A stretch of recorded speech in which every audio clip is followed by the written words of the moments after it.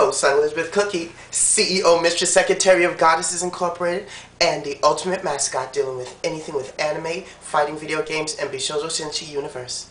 Okay, coming right at you. Episode 13. EVO and Mortal Kombat. Okay. I'm no professional video game player, but I am an expert video game player and a historian of the video game and anime universe. I've been playing video games all my life, but throughout all of my tournaments that I've ever been in, the only game that I can really successfully say that I professionally play is the world of Mortal Kombat. Now, from my understanding, EVO hosts their tournaments every year in Las Vegas. For the last some odd years, they've been sponsored by many different corporations to have this come alive and really give a place for people in the video gaming universe, a stepping stone to make a name for themselves in that universe. However, for fans such as myself of the Mortal Kombat series of Midway, I don't think I have ever seen a tournament at EVO ever dealing with Mortal Kombat. I always wanted to know how come that was. 8 on the Break has had Mortal Kombat tournaments for years before I guess they retired from doing that.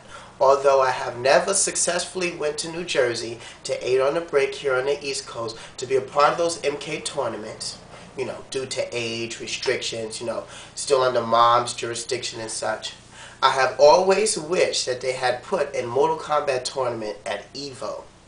I always wanted to ask the fighting game universe, what is it that Mortal Kombat does not have, the integrity or the graphics or whatever the video game world may be thinking that game does not have, that Capcom's fighting game series has, or SNK's fighting series have in their mechanics?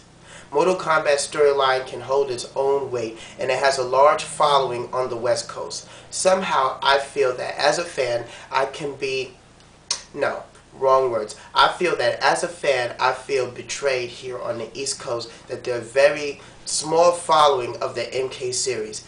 I have been following that game since its incarnation, and in fact, it is the game of MK that has gotten me deep into the world of gymnastics and deep into the world of martial arts. I don't know. From trying to take the mechanics of the Mortal Kombat series and pushing it over into the Capcom Street Fighter, Darkstalkers, Rival Schools, video gaming, a lot of my strategies have come from that game and into Capcom. And I guess I'm still learning a lot about Capcom, as hardcore as I am of a Street Fighter and Vampire Darkstalkers fanatic. I understand that the dynamics of Capcom is just totally different than the dynamics of Mortal Kombat, and that the laws of combat, which are based on real life in Mortal Kombat, are not the same of those of the techniques in Street Fighter and Darkstalkers and Rival Schools and Marvel and all the Capcom crossover games. That if we was to play a game, a light punch wouldn't necessarily cancel out a hard kick. In MK it would, because that's the dynamics of real life combat. It takes a lot more effort to do a hard kick than it does a light punch. And in most cases, that's true. But in Capcom, I see that Capcom works on a different dynamic field than any other fighting game. That most characters are created with more priority than others, and some characters created more quicker than others. And I guess that's what gives Capcom their creative spin, that a specific character can do a move, and whether they miss you or you block it, the fact of the matter that they have more priority doesn't matter. So that if you was to attack someone in their animation frame after they had missed that specific fighting move, they have no recovery time. AKA Zangief, Street Fighter 4, EX back fist. You can block EX back fist. He has no recovery time. He could go right into spinning pile driver. Madness. Balrog, Street Fighter 4. The dashing punch to your ankle, you can block that. No recovery time. If he was to react, he could do something else. And most likely, Balrog will have more priority than you.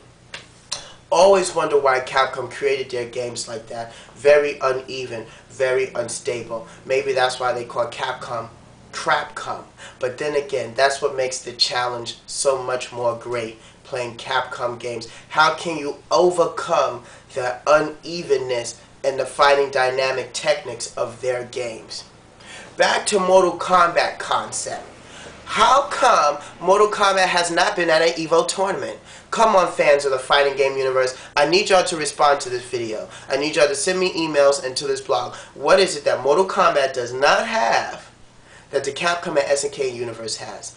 I think that it's been a long time since we've seen very good storyline. Not saying that Capcom doesn't have a good storyline. They tend to give you bits and pieces and parts and keep you hanging on. I bought Street Fighter 4 because I wanted to know what the fuck happens to Rose. You know, I knew that she was going to be in part 4, and I wanted to know what is her story. She's still alive, so that means that she has not reached damnation.